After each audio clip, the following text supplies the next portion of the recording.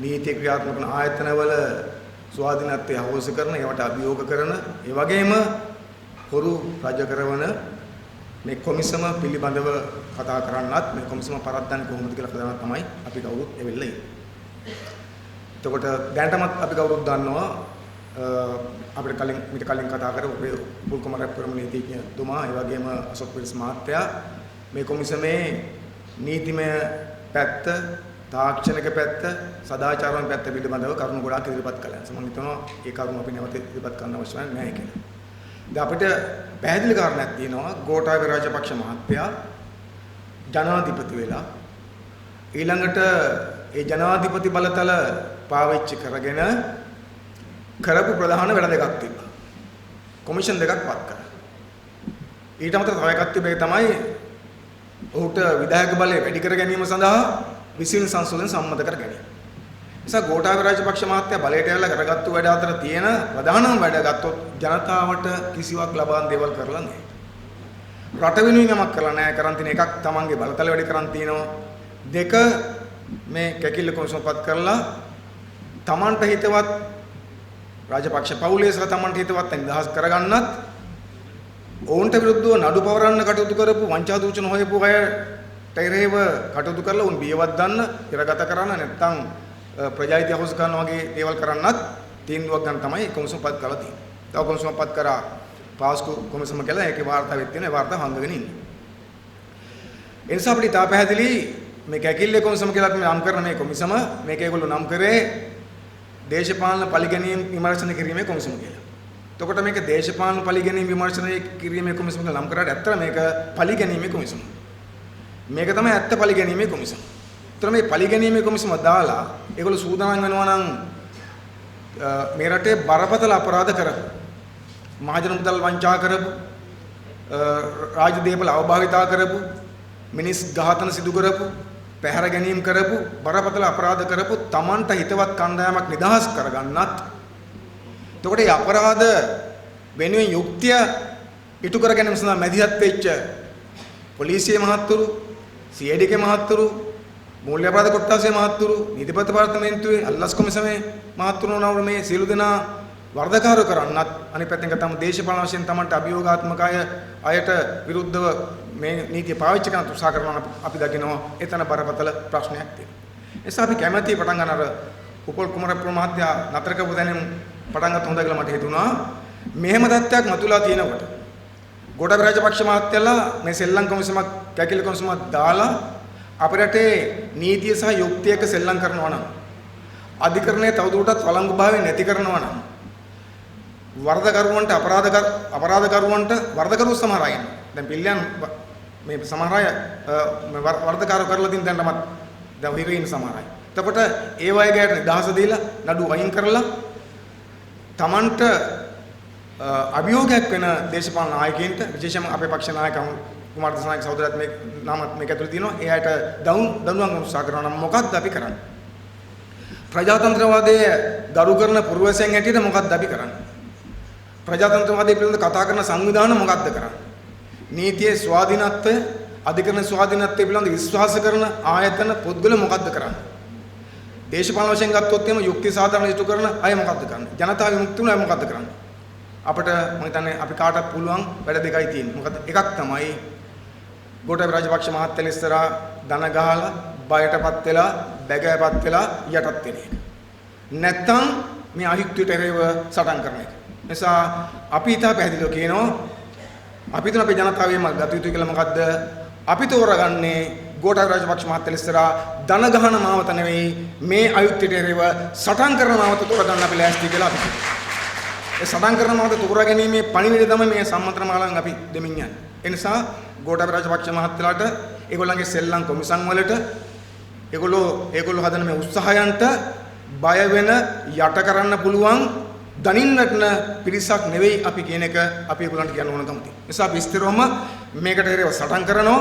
සටන් කරන විතරක් නෙමෙයි රටේ එකතු කරන්න පුළුවන් සියලුම ප්‍රජාතන්ත්‍රවාදී, මානවවාදී, බලවේග සියල්ල එකතු කරලා මේ සෙල්ලම් කොමිසම පරාජයපත් කරලා මෙවැනි කොමිසම ගෑනලා අපේ රට ඒකාධිපතිත්වයක් කරා දෙගෙන යන ගෝඨාභය රාජපක්ෂලාගේ මේ පාලනය නිමා කිරීම දක්වා මේ සටන ගෙනියන්නත් අපි ලෑස්ති කියලා අපි කියන්න ඕනකම තියෙන නිසා ගෝඨාභය රාජපක්ෂ මහත්තයා කියනවා මේක මේ හැපෙන්න පටන් ගත්තේ වැරදි තැනක් එක වැරදි මිනිස්සුත් එක්ක.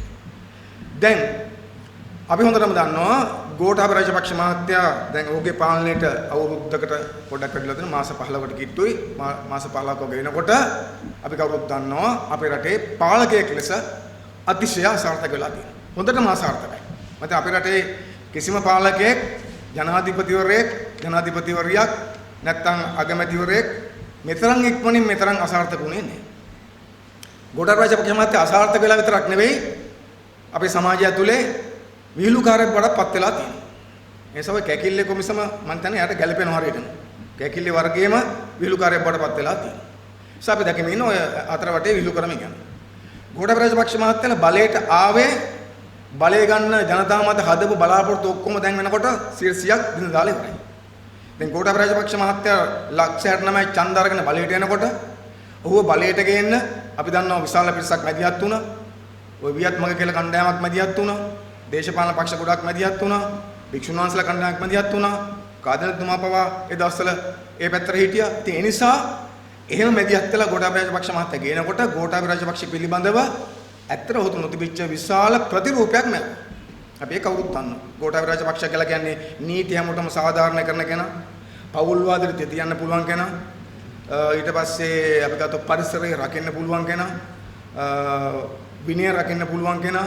ආර්ථිකය හදන්න පුළුවන් කෙනා. ඔන්න ඔය જાතිය ඒ කියන්නේ ගෝඨාභය රාජපක්ෂ මහත්තයාගේ ගෑවිලාවත් නැති වර්ගයේ ගුණාංග ගොඩක් හදලා දැවැන්ත ප්‍රතිරූපයක් හදලා තමයි ගෙනාවේ.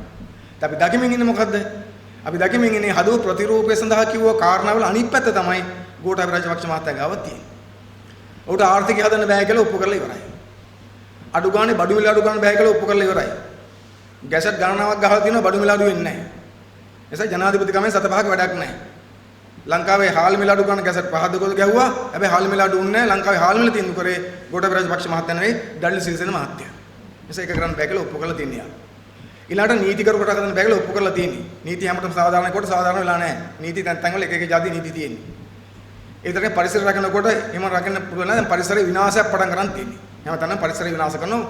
ගෝඨාභය රාජපක්ෂ මහත්තයාගේ පරිසර රැකිල්ලේ තරම කියන්න පුළුවන් මොකද්ද? අපේ රටේ ආදිවාසී නායකතුමාත් නඩුවක් දාන්න යනවා. Tamanට අදාළ වනාන්තර බේර ගන්න විදියක් නැහැ. මම හිතන්නේ ලංකාවේ ඉතිහාසයේ පළවෙනි තමයි මේ ආදිවාසී නායකයෙක් තමන්ගේ නිජබිම් මේ අක්කර 5000 දුර ගන්න යනවා කියලා නඩුවක් දාන්නේ.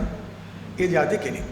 ඉතින් ඒ නිසා අතර වටේ කැලයක් අප කැපෙන. දැන් ඔය දැන් කතාවක් තියෙන මොකද්ද ඔය මේ දවස්වල තුම ඔය සතිය සරක් යනවනේ අර විහිළු වඩසරහට මොකද්ද ගම සමග පිළිසඳරක් යනවනේ. ගම සමග පිළිසඳරක් ගියොත් අනිවාර්යයෙන් මේ පැත්තේ කැලෑ කීපයක් විනාශ වෙනවා කියලා දැන් පොදු නීතියක් හැදලා තියෙනවා. මම හිතා අද අපි මේ කතා කරනකොට එතුමා ඉන්නේ මීමුරේ නේ. අද ඉන්නේ මීමුරේ 13. එතකොට දැන් අද මීමුරේ ඉන්නවා. දැනට මම හිතන ප්‍රශ්න කිහිපයක් ලෑස්ති කරලා තියෙනවලු ඔය කැලේ මැද්දෙන් පාරවල් කපන්න අවසර ගන්න. එතකොට චක්‍රලේක ඕනේ ජනාධිපති වචන චක්‍රලේක තමයි කියලා දැනටමත් මතයක් හදන් තියෙන නිසා ඔය මීමුරේ තියෙන කැලෑට කෙලි කරන්නත් අවශ්‍යව දෙයි. ඒ නිසා අද මීමුරේ එතුමා ගියාම හෙට සිට මීමුරේට මීමැස් මොරේ වෙනවා. හෙට ඉඳලා මීමුරේ මීමැස් මොරේ බවටපත් වෙනවා. ඕක විනාශ වෙලා යනවා. ඉතින් ඒ නිසා ගෝඨාභය රාජපක්ෂ මහත්තයා මේ වෙනකොට මම හිතන්නේ හැම පැත්තෙම අසාර්ථක වෙලා තියෙනවා. ඉතින් එහෙම තීත්වම මේ කොමිසමක් දාලා තියෙන මේ කොමිසම විසුණුත් වෙන්න පුළුවන් එකම දේ තමයි ගෝඨාභය රාජපක්ෂ මහත්තයා අපේ රටේ ඉතිහාසයේ පාලනයට වැටෙන්න පුළුවන් නරකම හාස්‍යජනක තැනට වැටීමේ ඉඩකඩ දැනටමත් මේක විසින් මම හිතන්නේ ලකුණු පෙරමග ලකුණු පෙන්නලා තියෙනවා. ඒ නිසා ගෝඨාභය රාජපක්ෂ මහත්තයාගේ පාලනය ගත්තම ඇත්තටම අපිට මොකද්ද පේන්නේ? ඒගොල්ලන්ගේ පාලනය ගත්තම නිකන් අපිට හිතෙනවා මේ නිකන් හරියටම අර සෝමාලියාවේ කොල්ල කල්ලියක් බලය අල්ලගත්තා වගේ කියලා. ඒ කියන්නේ නීතියක් දන්නේ නැහැ. නීතියක් තේරෙන්නේ නැහැ. එහෙම හැඟීමක් නැහැ. දැන් මේ රට අල්ලගෙන රට තමන්ගේ බූදලයක් කියලා හිතාගෙන මේක කාගෙන යනවා. ඇත්ත ගත්තොත් අර පහුගිය කාලේ ඇරියස් කවර් කිරීමකුත් තියෙනවා. මේක පැත්තෙන් ගත්තොත් මේක විනාශ කරන් කැලෑ කපනවා, වැලිගොඩ දානවා, පාස් කපනවා, හොරකම් කරනවා. මොකද බය නැත්තේ කොමිසමක් දාලා ඔප්පු කරලා පෙන්නලා තියෙනවා. අපේ උන් ඕන එකක් කරපල්ලා කවදාකවත් නඩුවට දෙන්නේ නැහැ. දාන ඕන නඩුවක් බේර ගන්නවා. ඒ නිසා දැන් මේ අර හොරුන්ට පරිසරය වනසන අයට ආණ්ඩුවත් එක්ක ඉන හොරුන්ට ආණ්ඩුවත් එක්ක ඉන පරිසර විනාශ කරන අයට ආණ්ඩුවත් එක්ක ඉන අපරාධකරුවන්ට මේ කොමිසමෙන් ගෝඨාභය රාජපක්ෂ මහත්තයලා ලයිසන් එකක් දීලා තියෙනවා ඔබ අප සමග නම් ඔබට ඕනෑම අපරාධයක් කිරීමේ නිදහස තිබේ. ඔබ අප සමග නම් ඔබට එරෙහිව නඩු පවරන්න පරිස්කරණ කිසිකුට අයිතියක් නැති. එහෙම කරන්නවොත් අපි උඹ දණු කඳේ ගහනවා කියලා මේක ඇස්සේ කියලා තියෙනවා. ඒ නිසා මේක ටිකක් බරපතලයි. ඉතින් මේකට මේ අපි කැකිලි කොන්ස්ම කියන්නේ නිකන් නෙවෙයිනේ. මොකද මේකේ ස්වභාවයම කැකිලි ස්වභාවයක් ගන්න. අර මට මතක් වුණේ මේ අසුපිරස් මහත්තයාත් අර සින්දුව කැලක් කියනකොට මට මතකයි ඔය අපිත් ඔය පාසල් යන කාලේ ඔය ප්‍රෙඩිසිල්ල මහත්තයාගේ සින්දුවක් තිබ්බා මේ කැකිල්ල ගැන. මොකද්ද මුල් පේලි තිබුණේ ඇට සැකිල්ල වාගේ උටුන්න දාගෙන රාජ සභාවේ අසුන බලා අපේ කැකිල්ල රජුරුයි ඔය එන්නේ හිටපල්ලා නිශ්ශබ්ද වෙලා කියලා පරණ සින්දුවක් ඔය අපේ වයසට මතකයි. ඒක අවසන් කරේ ලස්සන පද දෙකකින්. ඒක අවසන් කරේ දෙපැත්තේ කාරණා තෝරා බලලයි දෙන්නේ තීන්දුව උදහස් බලා හිටියුන් වැඩිකාරයෝ විත්තිකාරයෝ නිදහස් කියලා. එහෙම තමයි තිබුණේ. කියන්නේ මේ නඩුව අවසන් කරන්නේ බලා හිටියුන් ඔක්කොම වැඩිකාරය කරන විත්තිකාරයෝ ඉල්ල දානවා. දැන් මේක ඊට වඩා බරපතලයි. දැන් මේකේ විත්තිකාරයෝ කරන්නේ බලා හිටපු කට්ටියක් නෙවෙයිනේ. ෆැමිලිකාරයෝ. කියන්නේ මේ වරදවල් වළක්වන්න මහජන දේපල රකින්න අපරාධ වළක්වන්න මැදිහත් වෙච්ච අය තමයි දැන් විත්තිකාරයෝ බවටපත් කරන්න මේ කැකිලි කොමිසම ලෑස්ති වෙලා තියෙන්නේ. ඒකෙන් තීන්දුව ගන්න තියෙන්නේ. ඒ නිසා මේක අනිවාර්යයෙන්ම අපි දකිනවා පරාජයටපත් කළ යුතුම කොමිසමක් තමයි. එතකොට මේ කොමිසමේ තිබිච්ච නෛතික වැරදි විශාල ප්‍රමාණයක් උපුල් කුමාර ප්‍රමතුමා සහ අශෝක විරස් මහත්තයා කතා කරා. අපි හිතුවොත් මේකේ තියෙන දේශපාලන ප්‍රශ්න මොකක්ද? මේ තියෙන්නේ රාජපක්ෂවරු හිතන විදිහක් තියෙනවා. ඔවුන් හිතනවා මේ රට ඔවුන්ට අයිති කියලා. ඔවුන් හිතනවා ඔවුන්ට මේ රටේ ඕන දෙයක් කරන්න පුළුවන්කම තියෙන්න ඕන කියලා. ඔවුන් හිතනවා ඔවුන් සමග ඉන්න අයට මේ රටේ අර කොල්ල කල්ලි වලට වගේ තමයි ඕන එකක් කිරීමේ අයිතිය තියෙනවා කියලා. ඔවුන් හිතනවා ඔවුන් අභියෝග කරන කාටවත් බෑ කියලා. මේ ඇත්තම තියෙන මොකද්ද? පරිගැනීමක් තියෙනවා. අපි දන්නවා පහුගිය කාලේ පහුගිය ආණ්ඩුව මම කියන්නේ ඔය එක්සත් ජාතිපක්ෂ හවුල් ආණ්ඩුව තියෙන කාලේ නෙවෙයි. ගෝඨාභය රාජපක්ෂ මහත්තයා රට මේ මහින්ද රාජපක්ෂ මහත්තයා රට පාලනය කරන කාලේ. ගෝඨාභය රාජපක්ෂ මහත්තයා ආරක්ෂක ලේකම් වෙලා හිටපු කාලේ. ඒගොල්ලන්ගේ බලය තියෙන කාලේ. සුදුවෑන් එහෙම දුවන කාලේ. උස්තන අතුරුදහන් කරන කාලේ අපේ පක්ෂ නායක අමුණු සහෝදරයා ඒගොල්ලන්ට බය වුණේ නැහැ. එනිසා ඒ කාලේ තමයි වැඩිපුරම වංචා දූෂණ එල්ල කරන්නේ. අත ගත්තොත් මේ දැන් එල්ල කරලා තියෙන තාම අපි ටිකයි මොකද අවිල්ලක් ටික දවසක් තියෙන්නේ. ඒගොල්ලෝ බලවත් ඉන්න කාලේ මහින්ද රාජපක්ෂ මහත් ජනාධිපති කාලේ තමයි වැඩිපුරම වංචා දූෂණ එල්ල කරන්නේ. නිසා ඒගොල්ලෝ කරපු හැම වංචා දූෂණයක්ම හෙලි කරා කරුණ එකතු කරා ඊට අමතරව දූෂණ විරෝධී හඬ කියලා සංවිධානයක් අපට තිබ්බා. ඒකේ අපේ වසන්ත සමරසිංහ සහෝදරයා හිටියා. අපේ සුනිල් හම්දින් සහෝදරයා හිටියා. ඒගොල්ලෝ ෆයිල් පිටින් අරන් ගිහලා පැමිණිලි කරා පොලිසියට රාජ් පොලිසියට පැමිණිලි කරා. එම් කරලා මේගොල්ලන්ගේ වංචා දූෂණ එලි කිරීම සහ ඒ සඳහා නඩු පවරන්න ආයතන වලට බලපෑම අපි කරමින් ඉන්නවා. ඒ නිසා අපි හිතනවා 2015 මහින්ද රාජපක්ෂ මහත්තයා සිංහාසනේ දාලා යන්න සිද්ධ වෙච්ච වෙලාවේ මහින්ද රාජපක්ෂ මහත්තයාට පවුලේ ඔක්කොටම මේ බලය ඇත්තරලා සිංහාසන දාලා බහින්න සිද්ධ වීමේ හේතු අතර ප්‍රධාන හේතුවක් වුණා අපේ පක්ෂ නායක අනුසනායක සහෝදරයා තුල අපේ කණ්ඩායම මහින්ද රාජපක්ෂලාගේ ගෝඨාභය රාජපක්ෂලාගේ රාජපක්ෂ පවුලේ සහිතවතුන්ගේ වංචා දූෂණ පිළිබඳව රටට හෙළි කිරීම. ඒ නිසා එක වෙලාවක රටටම තීන්දුවක් ගන්න සිද්ධ වුණා මේ දූෂිත පවුල් පාලනය නවත්ත. මට මතකයි 2015 ජනාධිපතිවන්ට සතියකට කලින් රට පුරාම පෝෂක අපි කිව්වා මොකද්ද දූෂිත පවුල් පාලනය පරාජයටපත් කරමු කියලා. ඒක දැනුණා මිනිස්සුන්ට. ඒ නිසා දූෂිත පවුල් පාලනය පරාජයටපත් වුණා.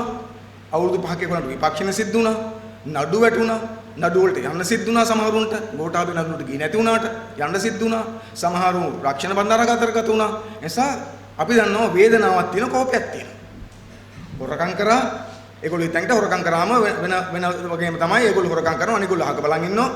ඒගොල්ලෝ හොරකම් මේගොල්ලෝ අහක බලන් ඉන්නවා. ඒ ක්‍රමයට යයි කියලා.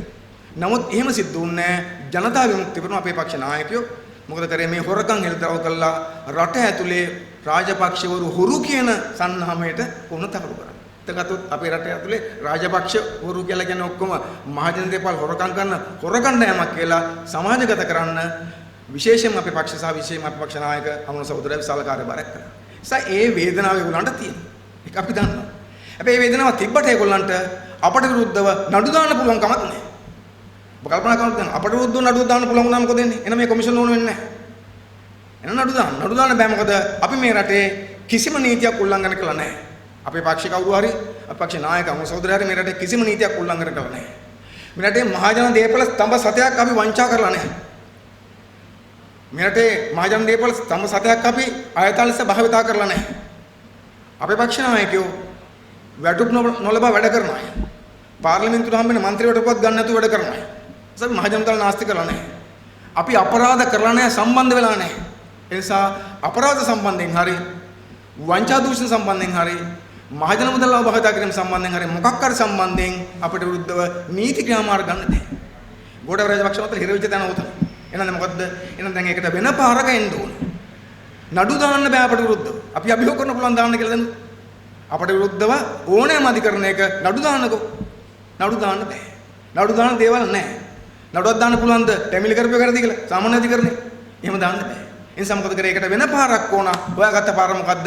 මේ සෙල්ලම් කොමිසම මේ මොකද්ද? කැකිලි කොමිසම හොයාගත්තා. ඒ කොමිසම දාලා කොමිසමේ පරීක්ෂණයක් කරලා ඊට පස්සේ ගත්ත තීන්දුව දෙකක් මොකද්ද? එකක් තමයි ඒ කොමිසමට පැමිණිලි කරපු අර නඩු තියෙන නඩු අහන වැරදිකාරයෝ බවට පත් විය හැකිව තියෙන විත්තිකරුවන් චෝදිතයන් වංචා දූෂණ සම්බන්ධ අපරාධ සම්බන්ධ කට්ටිය නිදහස් කරගන්නත් ඊට පස්සේ මේ නඩු සම්බන්ධ විමර්ශනය කරන නිලධාරීන් සහ විශේෂම ගත්තම දේශපාලන නායකයන් දඩයන් කරන්නේ. එතකොට ඒ දඩයන් කිරීම ඇස්සේ තමයි අපේ පක්ෂ නායක අමු සහෝදරගේ නම දාලා තියෙන්නේ.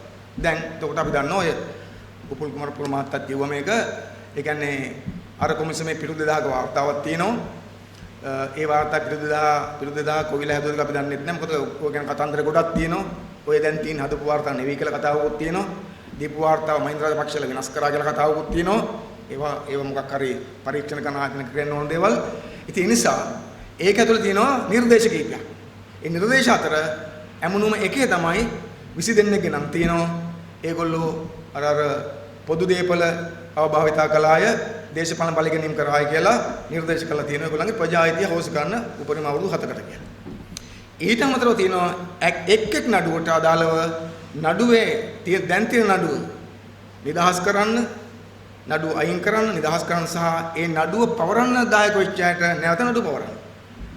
එතකොට මේකේ අපි ගත්තොත් දෙපැත්තකින් එනවා. එකක් ප්‍රජායිතිය හොස් ගන්න පුළුවන්. ඊට අමතරව එක් නඩුව වලට මැදිහත් වෙලා දිනනවා නම් ඒ සම්බන්ධයෙන් ආපහු නඩු පවරලා ඉරේ දාන්නත් ඕන පුළුවන්. ඒක තමයි අරන් ගල්ලා තියෙන්නේ. හැබැයි ඒකෙන් රයිල් මහත්තයා බේරලා තියෙන්නේ.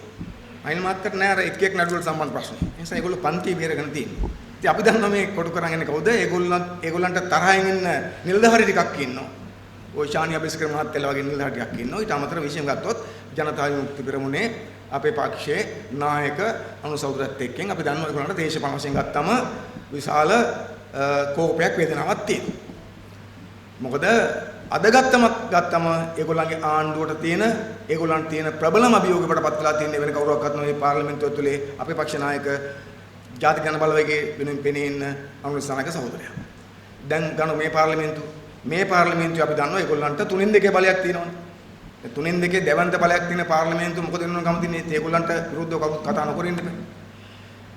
එතකොට 3/2 බලයක් තියෙන පාර්ලිමේන්තුවක් තියෙනවා. නිල විපක්ෂයේ ලෙස පාර්ලිමේන්තුවේ ඉන්නවනේ කණ්ඩායමක්.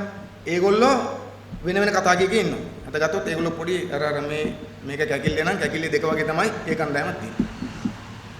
එහෙම වගේ වෙලාවක දැන් රට බලාපොරොත්තු වෙන්නේ අපිට ජනාධිපතිවරණයෙන් ඡන්ද හම්බුනේ අඩුවෙන් 103ට අපි අඩු වුණා. 103 කණ්ඩායම කියලා අපිට කිව්වා. ඊට පස්සේ මහා ඡන්දෙදී අපිට മന്ത്രിවරු හම්බුනේ 3 දෙනයි. නිසා පාර්ලිමේන්තුවේ ලොකු බලයක් නැහැ කියලා සමහරු කිව්වා. හැබැයි මට අද මොකදලා තියෙන්නේ?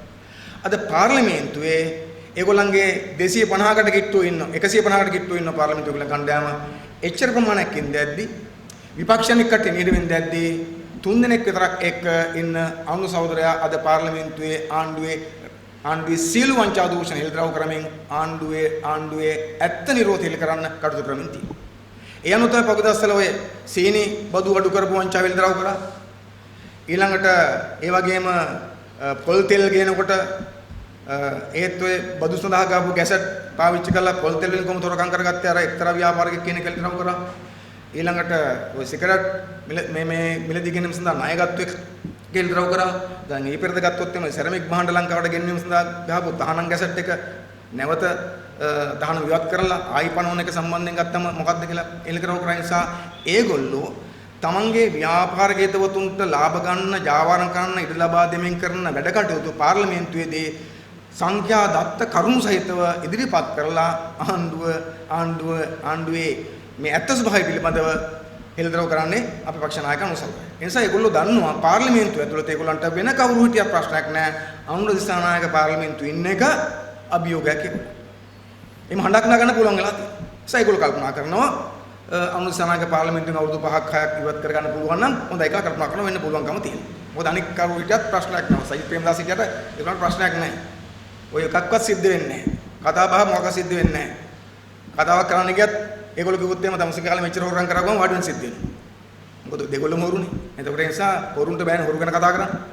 ඒ හොරා මේ හොරාට බලන මේ හොරාට පස්සේ හොරු දෙගොල්ලම hina වෙලා වාඩි වෙන කැරෙන මොකක් කරන්න වෙන්නේ නැහැ. හැබැයි හොරකම් පිළිබඳ වංචා දූෂණ පිළිබඳව බය නැතුව කතා කරන්න පුළුවන් එකම දේශපාලන ව්‍යාපාරය තමයි පාර්ලිමේන්තුවේ ජනතා විමුක්ති පෙරමුණ. ජාතික ජනපලය. ඒ නිසා අද ජනතා විමුක්ති නායකයා ආණ්ඩුවට අභියෝගයක් වඩපත් වෙලා තියෙනවා. ඒගොල්ලෝ කල්පනා කරනවා කලින් තියෙන තරහකුත් තියෙනවා වංචාතුන් හෙළිකිරීමේ දැන් අභියෝගයකුත් තියෙන නිසා මොකද්ද මේ හඬ නතර කරගන්නේ කොහොමද? අතගතෝ මේක ඇතුළේ තින්නේ මේ හඬ නවත්තන්නේ කොහොමද?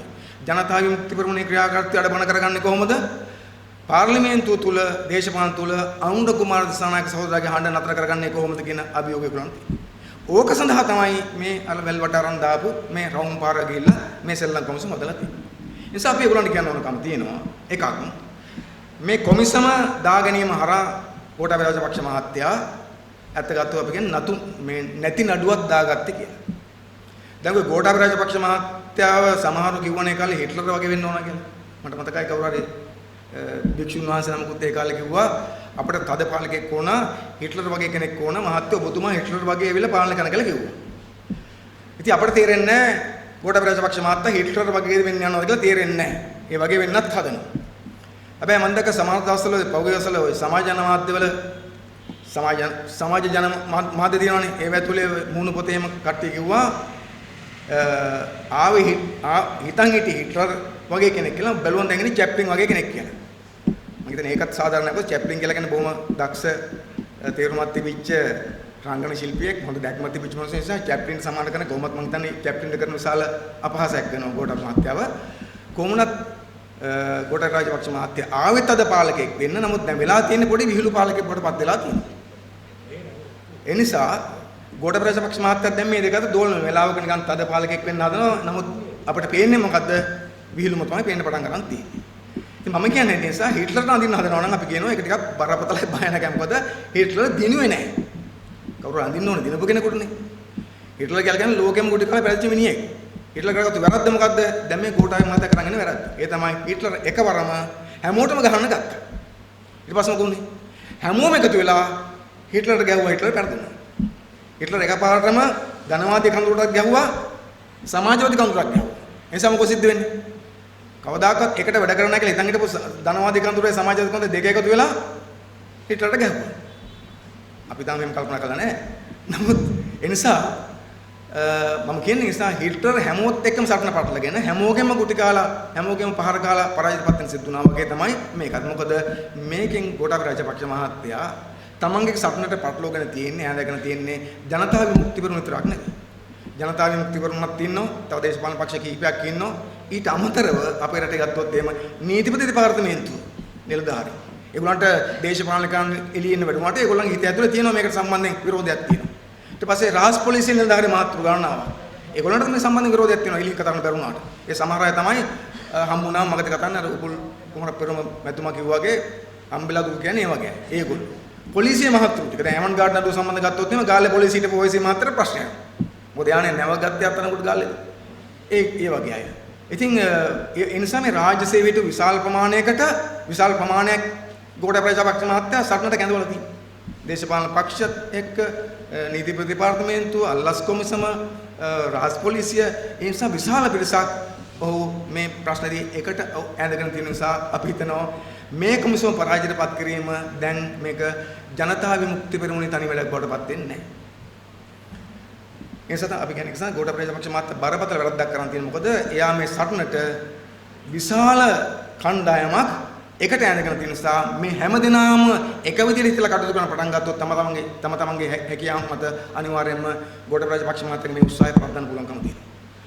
ඒ නිසා අපි හිතනවා ගෝඨාභය රාජපක්ෂ මහත්තයා මේ කරන වැඩේ වැරදි පුරවස් තියෙන්නේ.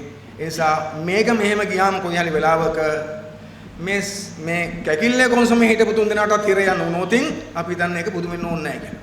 ඒ නිසා මොකද එහෙම වෙන්න පුළුවන්. මෙහෙම ගියාට පස්සේ මේකම නම් පූර්වාදර්ශී. ඊළඟට මොකද සිද්ධ වෙන්නේ?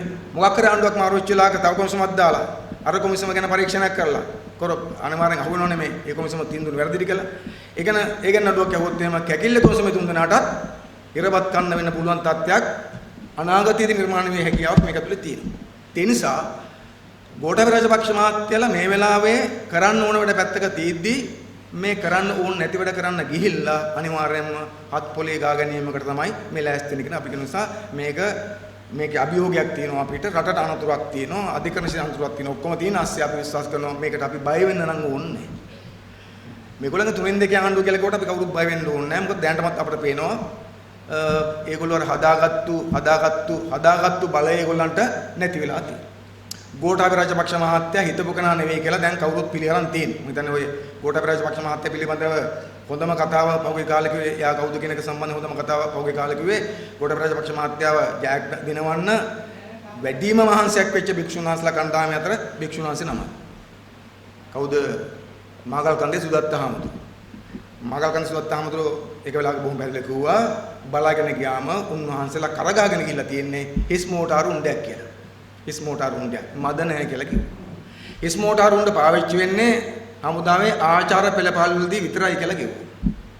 ඒතකොට තමයි අර නිදහස් දිනේට පාවිච්චි කරනවා ඊට පස්සේ පාවිච්චි කරන්නේ නැහැ.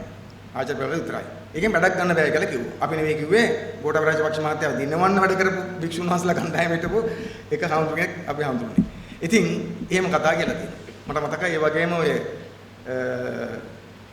ආදිවාසී නායක වන්නිල ඇත්තෝ ඔය ඉඩම් සම්බන්ධ ප්‍රශ්නයක් මතුවලා පරිසර ප්‍රශ්න මතුවලා කතා කරගෙන කිතේ වන්නිලත්තු කියලා තිබුණා හේනේ පඹේක් හිටවලා ඌරන්ට මැල්ල වැඩක් නැහැ කියලා.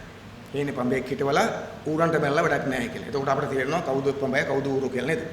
මේක රටේ හේනක් නම් අපි දන්නවා හැමතැනම ඉන්න ඌරු කියලා මේ කනවා. ඉන්දියානු ඌරු වෙනවා චීනු ඌරු වෙනවා බල්ලු ඌරුත් වෙනවා හැම එකම වෙල කනවා. හැබැයි මොකක්වත් වෙන්නේ නැහැ. මොකද හේනේ ඉන්නේ හිටවල තියන්නේ පඹේක් නිසා. ඒකට අපිට ඕක තේරෙනවා නේද? මොකද කියා දෙන්න ඕනේ නැහැ. ඒ නිසා මම කියන්නේ ඒ නිසා ගෝඨාභය රාජපක්ෂ මහත්තයා අවුරුද්ද යනකොටම එයාව හදන්න එයාව බලයට ගේන්න මැදිහත් වෙච්ච බලවේග වලින් පවා දොස්තහන කෙනෙක් බවට පත් වෙලා තියෙනවා බරපතල මට්ටම. ඊට අමතරව අපි ගණන් ගත්තේ නැතුණාට ඒගොල්ලන්ගේ රජගෙදරත් අවුලක් තියෙනවනේ. පොඩි අවුල් වුණාට ඒ පොඩි අවුල් වලින් මොකද කරන්නේ? ඒගොල්ලෝ බලයට එන්න කලින් පෙන්නපු අර දෙවන්ත පෞරුෂය දැන් ඒක ඇතුලේ නැහැ කියන එක ඔප්පු කරලා තියෙනවා. ඒ නිසා ගෝඨාභය රාජපක්ෂ මහත්තයාගේ ආණ්ඩුව මහින්ද මහත්තයාගේ ආණ්ඩුව දැන් මේ මොකද්ද ශක්තිමත් වෙන පැත්තේ තියෙන ආණ්ඩුවක් නෙවෙයි දුබල වෙන පැත්තේ තියෙන ආණ්ඩුවක් බලය. මේ බලය දුබල වෙමින් යන්නේ. ඒ නිසා එවැනි දුබල වෙමින් යද්දී සමාජ කණ්ඩායම් වල කිසිම ප්‍රශ්නයක් නෑ බැරුව තියෙද්දී ඒ ඔක්කොම පැත්තක දාලා මේ පරිගැනීමේ කොස්මක් කරගහන් ආවම අපි හිතනවා ගෝඨාභය රාජපක්ෂ මහත්තයා ඒක තරම් ලේසි වෙන්නේ නැහැ කියලා. මොකද අපේ රටේ කිසි ප්‍රශ්නයක් ගෝඨාභය රාජපක්ෂ මහත්තයා ඉස්සෙල්ලා නැහැ. අපේ රට ආර්ථිකය කඩ වැටලා තියෙන්නේ. බඩු මිල වැඩි වෙනවා දිනපතාම. එසයි බඩු මිල පාලනය කරලා සාමාන්‍ය ජනතාවට ජීවත් වෙන්න පුළුවන් මේ ජීවන තත්ත්වයක් හදන්න ගෝඨාභය ගාණ්ඩුව අසමත් වෙලා තියෙනවා. අපේ රටේ ණය කන්දරාව වැඩිලා තියෙනවා. ඒ ණය වැඩි වෙච්ච ණය කන්දරාවට උසුමක් ආණ්ඩුවට නැහැ. ඒ නිසා තව තවත් ණය ගනිමින් දෙවන්ත ණය කන්දකට අපි යට කරන ව්‍යාපෘතික තමයි ගෝඨාභය රාජපක්ෂ මහත්තයා. ඒ වගේම අපේ රටේ සම්පත්, ජාතික සම්පත්, වටිනා සම්පත් ඒවා විකුණන්න නැත, දෙන්න නැත කාටවත් රකින්නවා කියලා පොරොන්දු දීලා ආපු ගෝඨාභය රාජපක්ෂ මහත්තයලා එකින් එක මේව දෙන්න පටන් ගන්න තියෙනවා. ඒ නිසා ඒගොල්ලෝ අර පෙන්නපු දේශප්‍රේමී අධිරාජ්‍ය විරෝධී නෙවෙයි රට විකුණන් කන තවත් කල්ලියක් කියන එක ජනතාවට පේන්න පටන් ගන්න තියෙනවා. අපි දැක්ක පහුගිය දවස්වල කොළඹ වරාය නැගෙනහිර ජැටිය ඉන්දියාවට දෙන්න ගිය වෙලාවක ඒකට එරෙහිව සටනට එනකොට වරාය සමිති 23ම උරු සමිති 23ම සටනට ආවා. එතකොට ගෝඨාභය රාජපක්ෂ මහත්තයලා බලයට ගෙන උදව් කරපු සමිතිත් ඒක ඇතුළේ තිබුණා. ඒගොල්ලොත් මේ සටනට ආවා. අවසානයේ ගෝඨාභය රාජපක්ෂ මහත්තයලාට සිද්ධ වුණා වරාය ඉන්දියාවට දෙන එක අකුල ගන්න. ඒ කියන්නේ මොකද්ද? ගෝඨාභය රාජපක්ෂ මහත්තයලා බලයට ඇවිල්ලා අවුරුද්දක් යනකොට ගෝඨාභය රාජපක්ෂ මහත්තයලාගේ එක ක්‍රියාකාරකමක් මොකද්ද? නැගිරන කොළඹ වරාය නැගින ජැටිය ඉන්දියාවට දීමේ ක්‍රියාකාරකම් පරාජයටපත් කරන්න වැඩ කරන ජනතාවට පුළුවන් වෙලා තියෙනවා. නිසා ගෝඨාභයෙන් මෙලා ගත්තොත් එම ජනතාව අතින් පෙරදිච්ච මිනිහෙක්. අවුරුද්දක් යනකොට. අනිත් පැත්තෙන් ගත්තොත් පරිසරය රකින්න කියලා ඇවිල්ලා අද රටේම පරිසර විනාශ කරන නිසා පරිසර වේදීන්ගේ පරිසර ආදරය කරනගේ විරෝධයට ආණ්ඩුව ලක් වෙලා තියෙනවා. අපිට අධ්‍යාපනය විනාශ වෙලා තියෙනවා. නිසා අම්මා තාත්තට පාඩම් සිද්ධ වෙලා තියෙනවා. අධ්‍යාපනයේ දරුවන්ගේ අධ්‍යාපනය බේරගන්න. මණ්ඩක මේ පහුගිය දවස්වලත් පහේ ශිෂ්‍යත්වයේ කඩේම් ලකුණු සම්බන්ධ ප්‍රශ්න කර දෙමු අපි පාඩම් බැස්සා. හැම ක්ෂේත්‍රයකම අවුලක් තියෙනවා. අද කොවිඩ් වසංගතය ගත්තමත් අපි කවුරුත් දන්නෝ. දැන් කලින් කයිවර ගාව හොඳටම කරේ මම තමයි කවුරුත් කතා කරන්න මං ගැන කියලා අද මොකදලා තියෙන්නේ? අද කොවිඩ් පාලනය කිරීම ඇත්තරලා තියෙන්නේ. අත ගත්තොත් කොවිඩ් පාලනය කිරීම ඇත්තරලා තියෙනවා. දැන් මේක නිදහසේ රෝගේ බෝ වී යනවා. එක එක ප්‍රභේද හොයාගත්තා කියලාත් කියනවා. අද කිසි කොවිඩ් පාලනයක් නැහැ මොකක්වත් නැහැ. මේක නිකන් හැමදාම ගලන් යනවා. දැන් දවසකට සාමාන්‍යයෙන් 1000කට කිට්ටු ප්‍රමාණයක් රෝගීන් හඳුනා ගන්න. හැම දවසකම 4 දිනක් 5 දිනක් මේ යනවා. හැබැයි මොකක්වත් නැහැ. ආණ්ඩුව තාමත් කියනවා තාම මේක සමාජගත උනේ නැහැ කියලා. මෙච්චර සමාජයෙන් අහුවෙද්දිත් කියන්නේ මොකද්ද? උලක් නැහැ අපිට මේ හොඳට පාලනය කරලා තියෙන එක සමාජගත උනේ නැහැ කියලා කියනවා. අපිට තේරෙන්නේ මොකද්ද මේ සමාජගත උනේ නැහැ කියලා කියන්නේ කියලා. නේද? දැන් මම මේ උදාහරණයක් ගත්තොත් එහෙම පහුගිය දවසක ඇත්තටම ඔය කතාව කියමින් යනකොට වෛද්‍ය වරයෙක්ගෙන් අපි මොකද්ද මේ කියන කතාව? සමාජගත උනා කියන්නේ මොකද්ද කියලා. එතකොට මේ වෛද්‍යතුමා අපට කිව්වා සාමාන්‍යයෙන් ඔය කොරෝනා රෝගේ හඳුනාගත්තම ඔහුට රෝගේ බෝනේ කාගෙන්ද කියලා හඳුනා ගන්න පුළුවන් නම් ඒ කියන්නේ ඒක තාමත් සමාජගත වෙලා නැහැ. මොකද ඔහුට බෝ වෙච්ච කෙනා ඔහු දන්නවා. ඒක තමයි නිර්ණායක මේක. කෙනෙකුට රෝගේ බෝ වුණාම ඔහු දන්නේ නැත්නම් හැදුනේ කොහෙන්ද කියලා. ඒ කියන්නේ මොකද්ද? සමාජය තුළ මේක තිබිලා තියෙනවා. ඉතින් දැන් එහෙමනේ තියෙන්නේ. දැන් මොකද දෙනෙක් ඇහුවොත් එහෙම හැදුනේ කොහොමද කියලා කවුරක්වත් කියන්න දන්නේ නැහැ. ඒ නිසා හැදුන ක්‍රමය කියන්න දන්නේ නැති රෝගෙන් ගොඩක් අහු වෙනවා. සාමාන්‍ය රෝගෙන් නෙවෙයි. ඉහළ පන්තියත් එහෙම තමයි. දැන් එතන සෞඛ්‍ය ඇමතුමි. ඉතින් එතුමත් එහෙමයි. දැන් ඔය මොකද ගංගට මුට්ටිත් දාපු පැණිත් බීපු ඔක්කොම කරපු පවිත්‍රා වනයච්ච මහත්මියට මේක හැදුණා. කොවිඩ් හැදුණානේ. තාමත් මං හිතන්නේ සූ වෙලා නැහනේ. ඒ කියන්නේ සනීපුණා කියන මැසේජ් එක තමයි ආවේ නැහැ. අසනීප වෙලා ඉන්නේ. එතුමිය අසනීපුණාට පස්සේ එතුමියගේ ස්වාමි පුරුෂයා ඊට පළාත් මන්ත්‍රී එයා ආවිල්ලා මාධ්‍යට ප්‍රකාශ කරා එකක් කිව්වා එතුමිය අර පැණිය බිව්වේ නැහැ නිකන් බොරුවට පෙන්නුවේ බිව්වේ නැහැ කිව්වා. අනික කිව්වා මොකද්ද? එතුමිය ගොඩක් පරිස්සම් වෙලා හිටියේ අපිට හිතා ගන්න බෑ කොහොමද හැදුනේ කියලා. කියන්නේ පවිත්‍රාවන් රාජ්‍ය මහත්මියට මේ රෝගේ බෝනේ කොහොමද කියලා හිතා ගන්නත් බෑ හොයාගන්න බෑ කොහොමද බෝනේ කියලා. එහෙනම් ඒක පිළිගන්න ඕන මොකද්ද? ඒ කියන්නේ මොකද්ද? පවිත්‍රාවන් රාජ්‍ය මහත්මියට හැදිච්ච රෝගේ හැදෙද්දි කොහෙන්ද බෝනේ කියලා හොයාගන්න බැරි මට්ටමට මේක සමාජගත වෙලා කියලා හොයාගන්න ඕන. නැත්තම් ඉතින් අපි තියෙන මොකද්ද එහෙනම් පවිත්‍ර නෝනා ඇත්ත කියන්න නැතු ඉන්න. අපිට තේරෙන්නේ නැහැ නේද? සමහරට රෝගේ බෝන තැන කියන්න බැරි තැන දන්නේ නැහනේ. ඒක ඔය එක නැත්තම් මන් දන්නේ මම කියන්නේ වෙන පුළුවන් දේවල් දෙකනේ. එක්කෝ Tamanට රෝගේ බෝවිත් තැන කියා ගන්න බැරි තැනක්. නැත්තම් ඇත්තටම දන්නේ නැත්තම් ඒ කියන්නේ මේක සමාජගත වෙලා. මම කිව්ව නිසා ආණ්ඩුව අසමත් වෙලා තියෙනවා මේ රෝගේ පාලනය කරන්න සාද මිනිස්සු මරනවා ඒ ඔක්කොම තියෙනවා. අනිත් පැත්තෙන් ගත්තම ආණ්ඩුව විහිළුකාරව බවටපත් වෙලා තියෙනවා. මේ දැන් අර අපේ අර මතු කරේ මොකද්ද? කොවිඩ් මරණ සම්බන්ධයෙන් දැන් දිගට වාදයක් තිබ්බා මේක ආදානද භූම දානද කියලා. ওই වාදෙ ගිල්ල අවසන් මොකද උනේ? දැන් ඊපෙරද පාර්ලිමේන්තුවේදී මහින්ද රාජපක්ෂ මහත්තයා කිව්වා මහින්ද මහත්තයාගේ අගමැතිතුමාගේ ස්ථාවරය රයිට් භූම දාන කරලා කමක් නැහැ කියලා. ඒකට ලොකු ප්‍රසිද්ධියක් දුන්නා. දුන්න ගමන්ම ඊට පස්සෙන් දැන් පොත්පත් සාකච්ඡාත් කියලා අර සාමාන්‍ය ගම්පහ දිස්ත්‍රික්කේ മന്ത്രിවරයෙක් කියනවා ඒගොල්ලන්ගේ පක්ෂයේ නෑ අගමැතිතුමා කිව්වේ ඒක නෙවෙයි දැන් අගමැතිතුමාගේ නීතිඥයා වගේ. අගමැතිතුමා කිව්වේ ඒක නේ අගමැතිතුමාගේ සාමාන්‍ය මරණ ගැන කියලා. ඉතින් සාමාන්‍ය මරණ භූම දාන කරන එක අගමැතිගෙන් අහන්න ඕනේ නෑනේ තමදම කරපෙඩිනේ. ඒතකොට දැන් මේ අගමැති දවල් කියනවා භූම දාන කරන්න පුළුවන් කියලා පස්සෙන්දා නැත්තයි දාම අවශ්‍ය කියනවා එහෙම එකක් කිව්වේ නෑ කියලා. ඒ මට්ටමට වෙලා තියෙන ඉතින් අපි කල්පනා කරනවා මොකද්ද වෙලා තියෙන ආණ්ඩුවට රයිට් ආණ්ඩුවට ප්‍රශ්න දෙකක් තියෙනවා මොකද්ද? එකක් තමයි ජාත්‍යන්තර වශයෙන් එන පීඩනේ මානවකම් කොමිසම රැස් වෙන්න යනවා ඒකෙන් එන පීඩනේ දැන් පාකිස්තාන් අගමැති ලංකාවට එනවා. එතකොට එයාව හිත හදන්න ඕන නිසා ජනාධිපති මේ අගමැතිතුමා ප්‍රසිද්ධිය කියනවා භූම දානට අවසර දෙනවා කියලා. කිව්ව ගාම ඇමරිකාව සුවපත් වෙනවා ඉම්රාන් ખાන් මහත්තයා සුවපත් වෙනවා. ඊට පස්සේ එතකොට මොකද වෙන්නේ? එතකොට ගෝඨාභය රාජපක්ෂ මහත්තයා මහින්ද රාජපක්ෂ මහත්තයා හදාගත්තු බලවේග අවුල් වෙනවා. මේ ඇතුලේ බලවේගයක් වෙනවා ජාතිවාදී බලවේගයක්. ඒගොල්ලෝ අවුල් වෙනකොට මොකද වෙන්නේ? ඒගොල්ලෝ බේර ගන්න තව කෙනෙක් දාලා කියනවා නෑ නෑ එහෙම කිව්වේ නෑ. කිව්වට ඔක දෙන්නේ නෑ කියලා කියනවා. ඒ නිසා මේ එකවර බලවේග ගණනාවක් සතුටු කරන්න ගිහිල්ලා දේශපාලන ඉතිහාසයේ තාමත්ම විහිළුකාරයෝ කවුරුත් විශ්වාස කරන නැති අය බවට පත් වෙමින් තියෙනවා. මම කියන්නේ නිසා මේ ආණ්ඩුව මේ ලොකු දේවල් කරන්න පුළුවන් ආණ්ඩුවක් නෙවෙයි. මේක මේ ජී.ආර්.ගේ ආණ්ඩුව නෙවෙයි. ඒ වර්ගයේ හයියක් තියෙන ආණ්ඩුවක් නෙවෙයි. ගොඩබැල සපකේම ඒ වර්ගයේ කෙනෙකුත් නෙවෙයි. ඒ නිසා අපි කියන්නේ තමයි අපිට මේ කොමිසම පරද්දන්න බැරි කොමිසමක් නෙවෙයි. අපිට අපේ රටේ ජනතාවට ප්‍රජාතන්ත්‍ර බලවේගයකට විශේෂම ගත්තොත් එහෙම අපේ රාජ්‍ය සේවයේ සහ අධිකරණ ක්ෂේත්‍රයේ අවංක මහත්තුරුන්ට මේක ඉස්සරහා නීඩ වෙන්න බෑ මේක පරද්දන්න ඕන. මේක පැරද්දුවේ නැත්නම් රාජ්‍ය සේවයේ නිදහස නැති වෙලා යනවා. මේක පැරද්දුවේ නැත්නම් අධිකරණයේ ගරුත්වය බිඳුවට වැටෙනවා. මහාධිකරණ වැඩක් නැති වෙනවා. ඇපිල් අධිකරණ වැඩක් නැති වෙනවා. ශ්‍රේෂ්ඨාධිකරණත් වැඩක් නැති වෙලා යනවා. කොමිෂන් වලට යට වෙනවා. ඔක්කොම නිසා අපි තුනේ හැමෝටම තියෙන අභියෝගයක් මේ තමන්ගේ අධිකරණ ක්ෂේත්‍රයට අභියෝග කරමු මේ කොමිසමේ වාර්තාව පරාජයටපත් කරන්න මේක වැරදි කියලා කියන්නේ. ඒ නිසා මේක පරද්දන්න පුළුවන්. මොකද අපි කියන්නේ දැන් ওই කොමිෂන් අපට නුහුරු නෑනේ. මම ඉවර කරන්න ඉක්මනට. අපට නුහුරු නෑ. මේ වගේ කොමිසමක් ජනාධිපතිතුමිය පත් කරේ මේ වගේ කොමිසමකට අපි ඊට කලින් පිළිගන්න තියෙන අපේ පක්ෂය. අපි නෙවෙයි. ඒ තමයි 1972 අපරාධ යුක්ති විනිශ්චය කොමිසම. ඒ කියන්නේ අපේ රටේ මට මතක තාලට මම හරියටි පුරුසෝදරයා මේ ඒ කියන්නේ කොමිසමක් අහලා නඩු අහපු පළවෙනි අත තමයි මම දන්න විදිහට 1972 අපරාධ යුක්ති විනිශ්චය කොමිසම. ඒයි කොමිසමක් දැන් 71 අරගලට සම්බන්ධ වෙච්ච අයට සාමාන්‍ය උසාවියේ නඩු දාන්න බෑ. එහෙම චෝදනා දාන්න විදියක් නැහැ. ඒ නිසා මොකද කරේ කොමිසමක් හැදුවා නඩු දාලා දඬුවම් කරන්න. දඬුවම් කරන්න හැදුවේ. ඉතින් ඒකට මොකද කරේ? අපේ පක්ෂයේ එදා හිටපු නායකයෙකුට අභියෝග කරා. කොමිසමට ගියා සාක්ෂි දුන්නා. අන්තිමට කොමිසමට කිව්වා මොකද්ද? ඔබ ඕන තීන්දුවක් ගන්න. ඔබ ගන්න කිසි තීන්දුවකට අපි යටත් වෙන්න බය වෙන්නේ නැහැ. මොකද ඔබ ගන්න තීන්දුව කිසියම් දවසක ජනතාව විසින් ආපහු සලකා බලලා ජනතාවගේ තීන්දුවක් ගන්නවා. ඒ නිසා ඒ ජනතාව තීන්දුවෙන් අපි නිදහස් කරනවා. ඒ තීන්දුවට අපි සම්මාන කළා ඉදා කිව්වා. ඒ නිසා අපරාධ යුක්ති විනිශ්චය කොමිසම වගේ දැවැන්ත කොමිසමකටත් අභියෝග කරපු ඒකට බය වෙච්ච නැති පක්ෂයක් අපි. ඊට පස්සේ තමයි 78 කොමිසමක් දාලා ජයවර්ධන මහත්තයා කොමිසමක් දාලා සිනු බණ්ඩාරක මහත්මිය සහ පිරිස් දර්බන්න මහත්තයා කණ්ඩායමක ප්‍රජාතිය හොස් ගන්න. එතකොට ඒ නිසා අපිට මේ කොමිෂන් ගැන අදහසක් තියෙනවා. අපි කියන්නේ ඒගොල්ලෝ මොකද්ද? ඒගොල්ලෝ උත්සාහ කරනවා නම් ජනතා විමුක්ති පෙරමුණ බයවත් දාන්න මේ කොමිෂන් දාලා.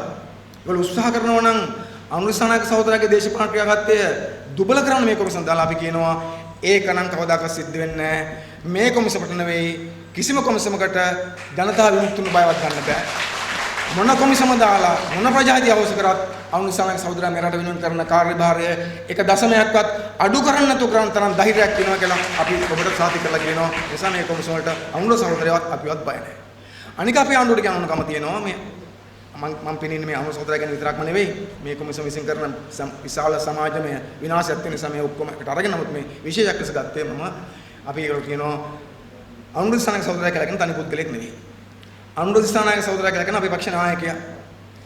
ඒ නිසා ඔහු පහුගිය කාලේ කුමන හෝ තීන්දුවක් ගත්තා නම් ඒවා පුද්ගලික තීන්දුව නෙවෙයි ඒවා දේශපාලන තීන්දුව. පක්ෂයක් විසින් ගත්තු තීන්දුව, පක්ෂයක් අනුමතක තීන්දුව. ඒ නිසා අනුර සහෝදරයා ගත්ත හැම තීන්දුවකටම පක්ෂයක් සබෝගිය. ලෝකේ තනි තීන්දුව නෙවෙයි. ඒ නිසා අපි කියන්නේ නිසා අනුර දිසානායක සහෝදරයා කියලා කියන්නේ තනි පුද්ගලෙක් නෙවෙයි. අනුර දිසානායක සහෝදරයාව ඒගොල්ලෝ උත්සාහ කරනවා නම් දේශපාලන වශයෙන් අක්‍රිය කරන්න ඒක වළක්වන්න පක්ෂයක් ලෙසත් සමාජයක් ලෙසත් අපට ගන්න පුළුවන් ඉහළම දේවල් කරන්න අපි ලෑස්ති කියන එක අපි ආණ්ඩුවට කියනවා. නිසා අපි ওই ප්‍රජාහිතය අවශ්‍යකම් වලට බය වෙන්නේ නැහැ. ප්‍රජාහිතය ඇතුවත් වැඩ කරන්න පුළුවන් අපට නැතුවත් වැඩ කරන්න පුළුවන්. මොකද ජනතා විමුක්තිය එහෙම ඔප්පු කරපු පක්ෂයක්. ජයවර්ධන මහත්තයා 1983 දී අපි තනි කෙනාගේ නෙවෙයි අපේ මුළු පක්ෂයෙන් ප්‍රජාහිතය අවශ්‍ය කරා. ඔබට මතකයි පක්ෂය තහනම් කරා. ප්‍රජාහිතය අවශ්‍ය කරා වගේ තහනම් කරාට පස්සේ පක්ෂය තහනම් කරා. අපි දේශපාලනය අත්වද? අනේ අපි දේශපාලනය අත්ව වෙන නිසා අපි දේශපාලනය කරන්නේ ওই ධනපති පන්ති නායකයන්ගේ ලයිසන් වලින් නම් නෙවෙයි. ඒගොල්ලෝ හිතන් ඉන්නවා නම් ඒගොල්ලෝ ලයිසන් එක කරනවා අපි දේශපාලනය කරන්න කියලා. අපි කියන මහත්වෝ ලොකු වැරද්දක් ඒක. අපි මේ දේශපාලනය පටන් ගත්තේ මේ රටේ පීඩිත පෑගෙන අසාධාරණ ලක් වෙච්ච ප්‍රජාතන්ත්‍රවාදී ගරු කරන මිනිස්සු වෙනුවෙන් සමාජවාදී වෙනුවෙන් පටන් ගත්ත නිසා ඕගොල්ලන්ගේ ලයිසන් තිබ්බත් නැතත් අපි අපේ අරමුණ වෙනුවෙන් වැඩ කරනවා. ඒක නවත්තන්න අපි ඕගොල්ලන්ට දෙන්නේ නැහැ කියන එක අපි ඕගොල්ලන්ට අනිවාර්යයි. ඒක නවත්තන්න දෙන්නේ අපේ නායකයෙක් දෙන්නෙක් මොකක් හරි අක්‍රිය කළා නවත්තන්න දෙන්නේ නැහැ. මොකද අපි වෙඩි උණ්ඩ වලට මුහුණ දීලා හැදිච්ච පක්ෂයක්. ඒක අපි ගෝඨාභය මහත්තයා කියනවා අමතක කරන්න එපා කියලා. ගෝඨාභය රාජපක්ෂ මහත්තයලා වෙඩි උණ්ඩ වලට බය පැනලා ගියාට අපි මේ පැනලා ගියා නෙවෙයි. වෙඩි උණ්ඩ වලට මුහුණ දීපු, සටන් කරපු, දිවි පුදපු අපේ නායකව මරා දමද්දිත් අපි සටනක් අරින්න නැතුව මේ දේශපාලන ව්‍යාපාර නැවත හදපු පරම්පරාවක පක්ෂයක් අපි. ඒ නිසා වෙඩි උණ්ඩත් එක්ක හැපිච්ච අපිට මේ කොමිෂන් මොනවද? අපි ගෝඨාභය රාජපක්ෂ මහත්තයා කියනවා වෙඩි උණ්ඩ වලින් පරාජයටපත් කරන්න බැරි වෙච්ච, වෙඩි උණ්ඩ වලින් පසුබස්සන්න බැරි වෙච්ච ජනතා විමුක්ති පෙරමුණ සහ අපේ නායකයෝ කොමිෂන් ගැනලා පසුබස්සන්න පරද්දන්න දනගස්සන්න හිතනවා නම් අපි හිතනවා ඒක තමයි ලොකුම විහිළුව. මොනවත් තත්ත්වයක් තුලවත් අපි කියනවා වෙඩි උණ්ඩ වලින් පස්සට ගියපු නැති පරද්ද නැති ජනතා විමුක්ති පෙරමුණ කොමිෂන් වලින් පරද්දන්න බෑ ගෝඨාභය රාජපක්ෂ මහත්තයෝ කියලා අපි යට කරනවා තමයි. ඒ නිසා අපි ඔබට කියන්නේ මේක මේ නායකයෙක් සම්බන්ධ ප්‍රශ්නයක්ම නෙවෙයි. මේ රට වෙනුවෙන් කිසියම් කැපකිරීමක් කරන්න ඕන නම් අපි හිතන අනුර සිරසන් සහෝදරයා දෙපාරක් වෙතන් නැතු ඕන්ලාගේ කැපකිරීම කරාවි. රට වෙනුවෙන් මැරෙන්න ඕන නම් ඔහු මරණය තෝරගනිවි. මොකද එහෙම මරණය තෝරගන්න ආපු කෙනෙක්. රට වෙනුවෙන් හිර යන්න ඕන නම් ඒක තෝරගනිවි. රට වෙනුවෙන් ප්‍රජාහිතය නැති වෙන්න නැතුව වැඩ කරන්න ඕන ඒක තෝරගනිවි. නමුත් මේක තියෙන්නේ අනුර සහෝදරගේ ප්‍රජාහිතය හරි ක්‍රියාගත වීම සම්බන්ධ ප්‍රශ්නයක් නෙමෙයි තියෙන්නේ. රටේ ප්‍රශ්නයක් මේ තියෙන්නේ. අපේ රටේ නීතිය සම්බන්ධ ප්‍රශ්නයක් මේ තියෙන්නේ. අපේ රටේ යුක්තිය සම්බන්ධ ප්‍රශ්නයක් මේ තියෙන්නේ. අපේ රටේ සාධාරණ සම්බන්ධ ප්‍රශ්නයක් මේ තියෙන්නේ. අපේ රටේ ඊට පස්සේ මොකද්ද වෙන්නේ? අර උපුල් කුමරපෙරමුණ මේ මෙතුමා කිව්වාගේ අපේ රටේ ඊට පස්සේ මොකද සිද්ධ වෙන්නේ? ආණ්ඩුවක හොරකම් අල්ලන්න බැරි වෙනවා. ආණ්ඩුවක ඉන්න මිනිස්සු හොරකම් කරොත්, අපරාධ කරොත්, වංචා කරොත් එම කිසි නිලධාරියෙක් පරීක්ෂණ කරන්නේ නැහැ. නිලධාරියෙන් බය වෙනවා. ඒක මොකද සිද්ධ වෙනයි පැත්තෙන් ගත්තම එතකොට ආණ්ඩුවක ඉන්නම් හොරකම් කරන්න බය වෙන්නේ නැහැ. අපරාධ කරන්න බය වෙන්නේ නිසා මේ කොමිසම කියලා කෙනෙක් පැත්තෙන් ගත්තොත් එහෙම ඉන්න අපරාධකරු නිදහස් කරනට අමතරව අනාගතයේ උපදින අපරාධකරුවන්ට ලයිසන් දෙනවා ආණ්ඩුවල අපරාධකරුවන්ට බය නැතුව හොරකම් කරපල්ලා අපරාධ කරපල්ලා කිසි ප්‍රශ්නයක් නැහැ මෙන්න තියෙනවා නිදහස් වෙන පාරක. ඒ නිසා ආණ්ඩුවල අපරාධකරුවන්ට ලයිසන් දෙන අපරාධකරුවෝ ගෙදර යවන අපරාධ වළක්වන්න මැදිහත් වෙනාට දඬුවම් කරන්න හදන මේ කොමිසම ඒක ඇකිල්ල කොමිසම මේක වැරදි, මේක ප්‍රජාතන්ත්‍ර විරෝධී, මේක මානව විරෝධී, මේක යුක්තියට විරුද්ධයි, මේක සාධාරණ විරුද්ධයි, මේක සදාචාරයට විරුද්ධයි, ධනපති සදාචාරයට විරුද්ධයි. මේක නිසා මේක පරාජයටපත් කළ යුතු තියෙනවා. නිසා අපි ආරාධනා කරනවා අපේ රටේ ඉන්න සියලුම ප්‍රගතිශීලී බලවේගයන්ට, වාමාංශික බලවේගයන්ට, ප්‍රජාතන්ත්‍රවාදී බලවේගයන්ට, මානව ගරුත්වයේ සලකන බලවේගයන්ට, නීතියේ ස්වාධීනත්වය රැකෙනවා කියලා හිතන බලවේගයන්ට ඔක්කොටම කියනවා දේශපාලන මති මතාන්තර මොකක් තිබ්බත් මේක පරද්දන්න ඕන.